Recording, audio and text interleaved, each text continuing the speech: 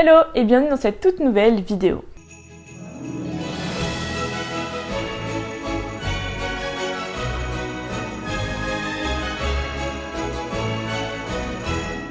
Aujourd'hui nous sommes le 16 décembre et comme tous les jours de ce mois de décembre, nous allons ouvrir une nouvelle case du calendrier de l'Avent du savoir.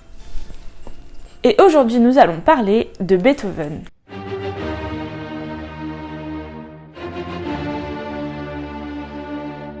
Ludwig van Beethoven, ou tout simplement appelé Beethoven, est l'un des compositeurs classiques les plus réputés au monde. Ses compositions ont fait le tour du monde et restent aujourd'hui encore très appréciées et très populaires et sont un véritable exemple pour les compositeurs modernes. Beethoven est né en Allemagne, à Bonn, le 16 décembre 1770. Il est réputé comme étant un compositeur, chef d'orchestre et pianiste, ayant ouvert de nouvelles perspectives dans la composition musicale, jetant notamment les bases du romantisme dans la musique.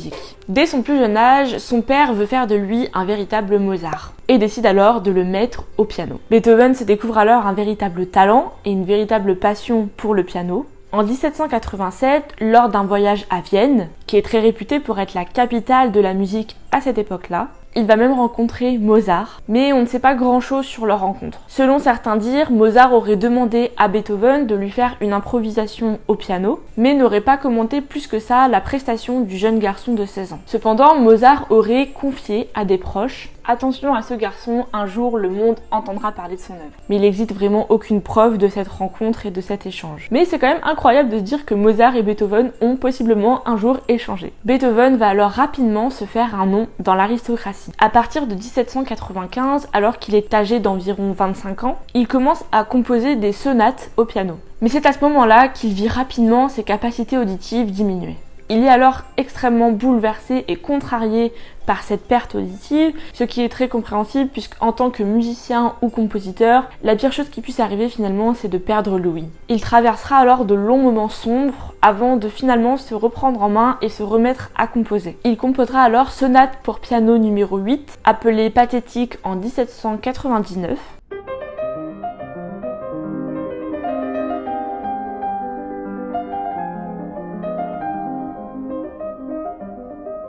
Et sonate pour piano numéro 14, intitulée Clair de lune en 1802.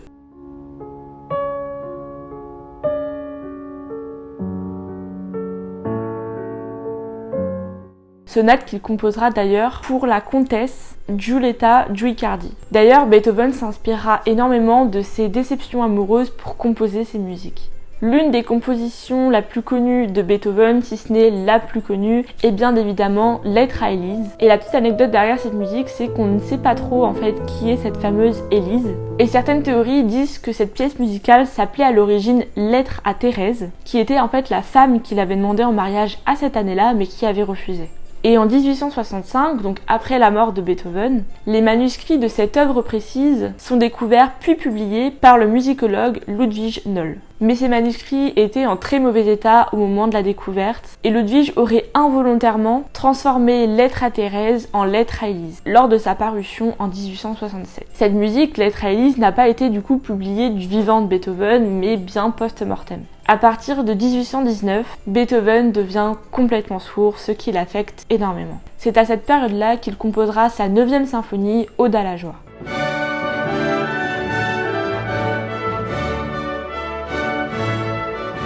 Beethoven finira par décéder à 56 ans, le 26 mars 1827 à Vienne. Il est réellement considéré comme l'un des plus grands architectes musicaux de l'histoire. Son tempérament, fougueux et impulsif, lui a permis de dépoussiérer et de bousculer les codes de la musique classique, ce qui lui doit aujourd'hui le surnom de génie, notamment du fait de sa surdité perdue. Dans son testament d'Heiligenstadt, qui a été retrouvé après sa mort, Beethoven se confie sur sa surdité qu'il tentait par tous les moyens de cacher. Il exprime également une certaine colère d'avoir cru toute sa vie qu'un jour il pourrait retrouver l'ouïe et que finalement cette surdité était guérissable. Ce testament nous permet finalement de comprendre que cette surdité a énormément pesé sur Beethoven et lui a vraiment gâché la vie. Il n'arrivait même pas à se montrer en public, honteux de son défaut d'audition et se recroqueviller énormément sur lui-même. Cela l'aurait même poussé à envisager une mort précipitée, mais son amour et sa passion pour l'art, qui est la musique, lui a permis de continuer à vivre.